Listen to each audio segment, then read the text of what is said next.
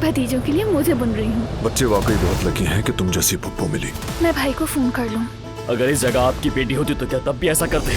उसे दुश्मनी की नजर कर दिया आप लोगों ने। अपने खानदान को बचाया इसलिए। वो लड़की भी इसी खानदान की है। दिलान बहन है मेरी। ना हम जिंदा रह पाएंगे और ना वो। जो होना है हो जाए, झूठ की जिंदगी से तो बेहतर है। सब जान गया हूँ मैं। तुमने बगैर सोचे समझे पहले ही मान लिया कि मैंने तुम्हें धोखा दिया है।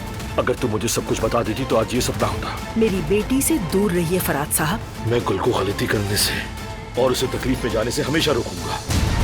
फिर वही किया आपने? वो फाइल क्यों ली आपने और अब क्या चाहती हैं आप? मैंने कोई फाइल नहीं ली दिलान। तो फिर किसने ली? जवाहिर। दारिया का वकील आया था अभी। उसने बताया कि वो तुमसे मिलना चाहती है।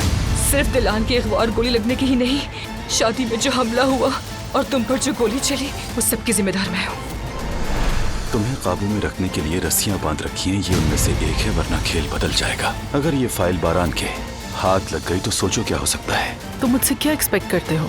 मैं बस चाहता हूँ हमारी पार्टनरशिप जारी रहे। ये अकेले दारिया नहीं कर सकती, किसी और का प्लान है ये पता लगाना होगा कि जेल में किस किस से मिली है वो। ये मैं पता लगा लूंगा। दारिया और सबीहा का ताल्लुक क्या है?